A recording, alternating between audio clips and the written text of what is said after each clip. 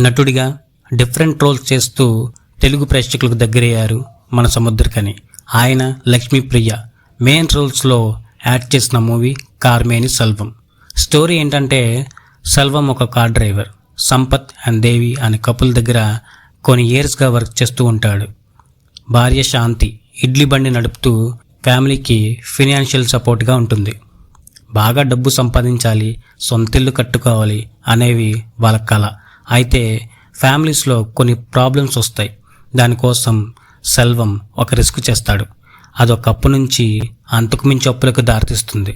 మరి ఆ financial problems నుంచి బయటపడటానికి సెల్వం ఫ్యామిలీ ఏం చేసింది, అసలు ఇన్ని అప్పులు చేయడానికి కారణం ఏంటి అనేది బ్యాలెన్స్ స్టోరీ. మూవీ ఎలా ఉందంటే, ఒక సామెత ఉంటుందబ్బా,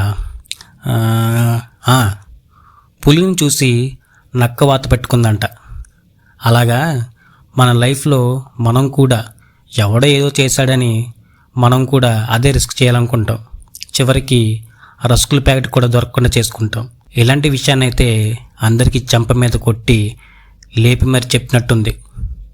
మిడిల్ క్లాస్ లైఫ్లో డబ్బులు ఆడించే ఆట ఎలా ఉంటుంది, నిజాయితీగా బతికే వ్యక్తి బిల్డప్కి పోతే ఎలాంటి ప్రాబ్లమ్స్ ఫేస్ చేయాల్సి వస్తుంది అనేది క్లియర్గా చూపించారు.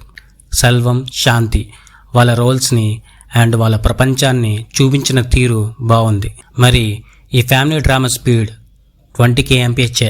సముద్రకని తన న్యాచురల్ యాక్టింగ్తో కట్టిపడేశారు. మిడిల్ క్లాస్ వైఫ్ రోల్లో లక్ష్మీప్రియ కరెక్ట్గా ఫిట్ అయ్యారు. తక్కువసేపు ఉన్న గౌతమ్ మీనన్ అండ్ అభినయ రోల్స్ స్టోరీపై స్ట్రాంగ్ ఇంపాక్ట్ని క్రియేట్ చేశాయి. తను అనుకున్నట్టుగానే స్టోరీ చెప్పడంలో డైరెక్టర్ సక్సెస్ అయ్యారు. మ్యూజిక్ మూవీకి మంచి ఫీల్ని ఇచ్చింది. ఓవరాల్గా మంచి మోరల్తో మూవీ కంప్లీట్ అవుతుంది.